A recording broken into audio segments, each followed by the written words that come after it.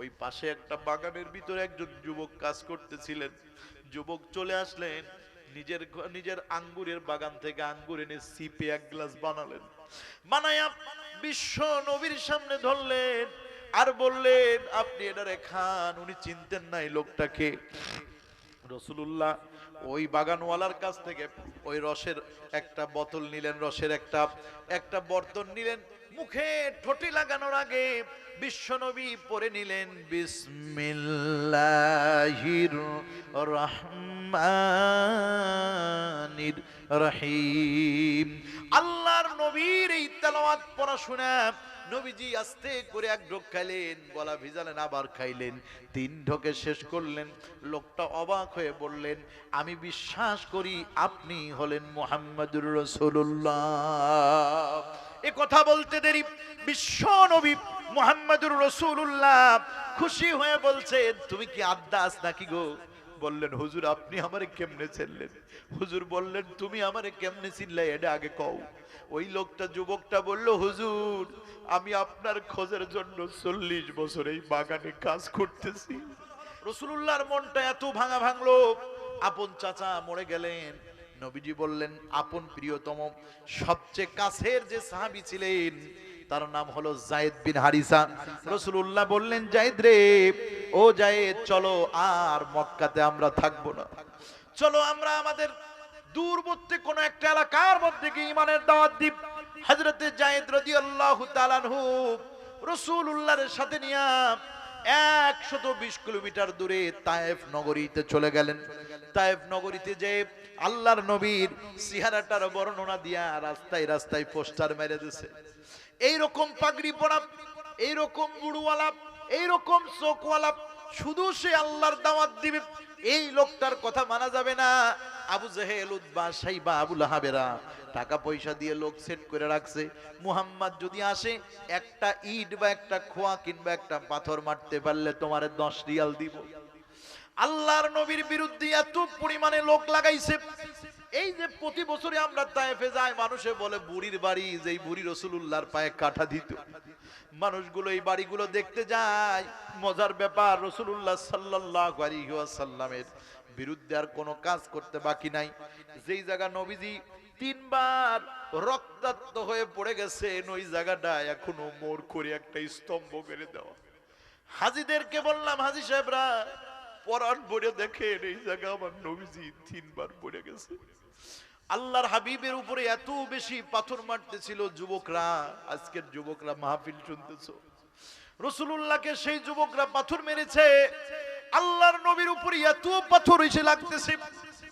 যায়েদ রাদিয়াল্লাহু তাআলা বলছেন, হুজুর পাথরের এত আঘাত লাগতেছে, মনে হচ্ছে যেন কোনো জায়গা আর বাকি নাই। আমরা যদি না পালায়ন করি, পাথরের নিচেই পড়ে আমরা মরে যাব। হুজুর বললেন, ওরা কিছু বোঝে না, ওদের কিছু বলার দরকার নাই, ওরা কিছুই জানে না। এমন সময় নবীজি একটা ছোট্ট পাহাড়ের উপরে বসলেন, কাফেররা পাহাড়ের উপরে চলে আসলো। হযরতে যায়েদ রাসূলুল্লাহর হাতটাকে নিজের কাঁধের উপরে চড়াইয়া নিয়ে খোরাইতে একটা গলির মধ্যে গেলেন। একজন গলির মধ্যে যে নবীজি একটু নিজের গা ঢাকা দিলেন। নবীজির শরীর থেকে রক্ত ঝরেছে, পানি ঝরেছে। আল্লাহর হাবিব, রক্ত ঝরা অবস্থায় মানুষের পিপাসা লাগে। নবীজি বললেন, যায়েদ রে, একটুখানি পানির ব্যবস্থা কি করা যায় নাকি, দেখো তো দেখি। হযরতে যায়েদ বললেন, হুজুর আমি আপনার চোখের আড়াল করে কই যাব, কাফেররা যদি আপনারে মেরে ফেলে এই সুযোগে। হুজুর আমি যেতে পারতেছি না, তবে আমি উকি ঝুঁকি দিয়ে দেখি, এটা তো একটা বাগান এলাকা, যদি কোনো মানুষ থাকে। হযরতে যায়েদ আস্তে করে বললেন, কেউ কে আসো, আমরা খুব ক্ষুধার্ত পিপাসার্ত, আমাদের জন্য একটু পানির ব্যবস্থা করবা। ওই পাশে একটা বাগানের ভিতরে একজন যুবক কাজ করতেছিলেন। যুবক চলে আসলেন, নিজের আঙ্গুরের বাগান থেকে আঙ্গুর এনে সিপে এক গ্লাস বানালেন। বানায়া বিশ্ব নবীর সামনে ধরলেন আর বললেন, আপনি এটারে খান। উনি চিনতেন না এই লোকটাকে। রাসূলুল্লাহ ওই বাগানওয়ালার কাছ থেকে ওই রসের একটা বোতল নিলেন, রসের একটা বর্তন নিলেন। মুখে ঠোঁটে লাগানোর আগে বিশ্বনবী পড়ে নিলেন বিসমিল্লাহির রহমানির রহিম। তেলাওয়াত পড়াশোনা নবীজি আস্তে করে এক ঢোক খাইলেন, গলা ভিজালেন, আবার খাইলেন, 3 ঢোকে শেষ করলেন। লোকটা অবাক হয়ে বললেন, আমি বিশ্বাস করি আপনি হলেন মুহাম্মদুর রাসূলুল্লাহ। এ কথা বলতে দেরি বিশ্ব নবী মুহাম্মদুর রাসূলুল্লাহ খুশি হয়ে বলছেন, তুমি কি আদ্দাস নাকি গো? বললেন, হুজুর আপনি আমারে কেমনে চিনলেন? হুজুর বললেন, তুমি আমারে কেমনে চিনলে এটা আগে কও। ওই লোকটা, যুবকটা বলল, হুজুর আমি আপনার খোঁজের জন্য 40 বছর এই বাগানে কাজ করতেছি, 40 বছর এই বাগানের ভিতরে অপেক্ষা করতেছি কবে যেন মুহাম্মদুর রাসূলুল্লাহর সাথে দেখা হবে। হুজুর আমার এই তায়েব শহরে বাড়ি না, এখান থেকে হাজার হাজার কিলোমিটার দূরে আমার বাড়ি হলো ইউনূস আলাইহিস সালামের গ্রামে। বিশ্বনবী বললেন, তুমি কেমনে বুঝলে আমি নবী মুহাম্মদ? এই লোকটা বললেন, আমি ছোটবেলা থেকে যারা কিতাবের আলেম তাদের কাছে শুনেছি, যেই নবী আখির জামানার পয়গম্বর হবে, এই নবী এবং এই নবীর অনুসারীরা কিছু খানা দানা করার পূর্বে অবশ্যই বিসমিল্লাহ পড়ে নেবে। এই 40 বছরের জীবনে আমি কোন মানুষকে বিসমিল্লাহ বলে খাইতে দেখি নাই, আপনাকে প্রথম দেখলাম বলে আমার বিশ্বাস জমে গেল আপনি হলেন মুহাম্মদুর রাসূলুল্লাহ। যুবক প্রশ্ন করলেন, হুজুর আপনি আমারে কেমনে চিনলেন? আল্লাহর হাবিব বললেন, যুবক রে শুনে রাখো, তাহলে আমি তোমারে চিনলাম এভাবে যে আমার কাছে আল্লাহ পাক খবর পাঠাইছে এই যুবকের নাম হলো আদ্দাস। জোরে বলেন সুবহানাল্লাহ। সরে দয় দয় একাদন্ত আদ্দাস। আদ্দাস রাদিয়াল্লাহু তাআলা উনি পরবর্তীতে মুসলমান হলেন। আল্লাহর হাবিব বললেন, তোমার নাম আদ্দাস না? তিনি বললেন, জি হুজুর। তোমার বাড়ি ইউনূস নবীর গ্রামে? জি হুজুর। উনি বললেন, হুজুর এত খবর কেমনে জানলেন? কে আপনারে বলল? এখানে তো আশপাশে কোনো লোক নাই। রাসূল বললেন, ইউনূস আলাইহিস সালাম হলেন আমার ভাই। বললেন, ইউনূস নবী তো অনেক আগে মরে গেছে। কই মরলে কি হবে, এক ভাই আর এক ভাইয়ের সব সম্পর্কে খবর আল্লাহ দিয়ে দেয়। সুবহানাল্লাহ বলবেন না? ইউনূস আলাইহিস সালাম নবী, আমিও নবী। আল্লাহু আকবার। আরো জোরে বলেন আল্লাহু আকবার। বিশ্বনবী মুহাম্মদ সাল্লাল্লাহু আলাইহি ওয়াসাল্লাম ওই বাড়িতে বসেছেন। বিশ্বনবী মুহাম্মদুর রাসূলুল্লাহ সাল্লাল্লাহু আলাইহি ওয়াসাল্লাম ওই বাড়িতে হাঁটছেন, সময় কাটাইছেন। এখন ওই বাড়িতে একটা মসজিদ হয়ে গেছে। প্রত্যেকবার যায় আর মসজিদের সামনে দুই চোখের পানি ফেলি, আমার রাসূলুল্লাহ এই বাড়ি আসছে, এই বাড়িতে হাঁটছে।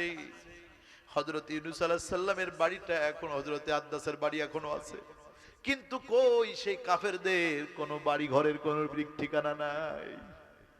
এই মজলিসে যদি কোনো মানুষ আল্লাহর নবীর জন্য একটা সুন্নতের আমল করো, দাড়িটা রেখে দাও, একটা সুন্নতের আমল করো, মাথায় টুপি আনোরে যুবক। এই জায়গার মধ্যে কোনো যুবক যদি এই যৌবন বয়সে জিনা, বেবিচারি, মদ, গাঁজা আর যত গুনাহ তোমাকে ওয়েলকাম করে ডাকতেছে, ডাইনে গেলে গুনাহ, বামে গেলে গুনাহ, সামনে গেলে গুনাহ। ছোটবেলায় যখন মাদ্রাসায় পড়েছি উস্তাদরা আমাদের বলতো, এমন একটা সময় আসবে রে বাবা, যেই সময় একা একা থাকলেও ঈমান চলে যাবে। ওই হাদিসটা বলতেন, মানুষ ঈমান বাঁচানোর জন্য ঘর ছেড়ে দেবে, সংসার ছেড়ে দেবে, নিজের এলাকা ছেড়ে দেবে, একটা বিশাল মাঠের মধ্যে চলে যাবে, তারপরেও তার ঈমান থাকবে না। আমরা বলছি, হুজুর মাঠের মধ্যে আবার ঈমান ভাঙতে যাবে কেডা? তখন হুজুর বললেন, বাবা সময় আসলে বুঝবা। এরপরে বললেন, মাঠের মধ্যে একটা হাদিস, মাঠের মধ্য থেকেও ঈমান যখন চলে যেতে যাবে আর থাকতে পারবে না, লোকটা ঈমান রাখার জন্য, ঈমান যেন না যায় এই ভয়ে মাঠ ছেড়ে জঙ্গলে যাবে, জঙ্গলে ঈমান নষ্ট হয়ে যাবে। এই জায়গা থেকে লোকটা চলে যাবে একটা পাহাড়ের উপরে, পাহাড়েও ঈমান নষ্ট হয়ে যাবে। এরপরে ওই পাহাড়ের উপরে একটা বিশাল ঝর্ণা, পানি পড়তেছে, ওই পানিটা কয়েকশো ফিট নিচেই পড়তেছে, কেউ যদি পড়ে যায় তাহলে মরে যাওয়া ছাড়া কোনো উপায় নাই। এমন পাহাড়ের কোনায় বসে একটা ছাগল নিয়ে যাবে, যেই ছাগলের দুধ, ওলানে দুধ থাকবে। ওই জায়গা থেকে একটা করে পাতা ছিঁড়ে ছিঁড়ে ছাগলের খাওয়াবে, ছাগল খাবে, এই ছাগলের শরীরের মধ্যে হজম হয়ে শক্তি হয়ে দুধ আসবে। ওই লোকটা একটু পানি খাবে আর দুধ খেয়ে জীবনে ঈমান টিকাবে। আমরা জিজ্ঞাসা করলাম, হুজুর ঈমান কিভাবে যাবে? আজকে এই মোবাইল ফোনের যুগে বুঝতে পারলাম ঈমান যাওয়া কোনো কঠিন কিছু না। কথা বলেন ঠিক কিনা? ঈমান যাওয়া কি কঠিন না সহজ? লেপের মধ্যেও ঈমান চলে যায়, খাতার মধ্যেও ঈমান চলে যায়, গাড়ির মধ্যেও ঈমান চলে যায়। এমন কি কাবা শরীফ জিয়ারত করতেছি, একজন দেখলাম যে ফুটবল খেলা দেখতেছে, বসে বসে খেলা দেখতেছে।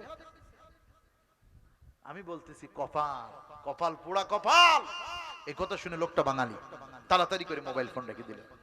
আমি বললাম কোন জায়গায় আসছেন ভাই? কাবার সামনে। লোকটা তাওয়াফ শেষ, এক পাশে বসার জায়গা আছে, ওখানে বসে বসে একটু ক্লান্তিটা না দূর করে কাবার দিকে তাকাইলে 20টা রহমত নাজিল হয়। সুবহানাল্লাহ বলবেন না? কয়টা রহমত নাজিল হয়? আরো জোরে। কাবার দিকে যে তাকায় তার উপরে 20টা, প্রত্যেক তাকানোতে 20টা, প্রত্যেক তাকানোতে 20টা। সুবহানাল্লাহ বলবেন না? কাবা যে তাওয়াফ করে তার উপরে 60টা। সুবহানাল্লাহ বলেন না? আল্লাহু আকবার বলেন। আল্লাহু আকবার, আল্লাহু আকবার, আল্লাহু আকবার।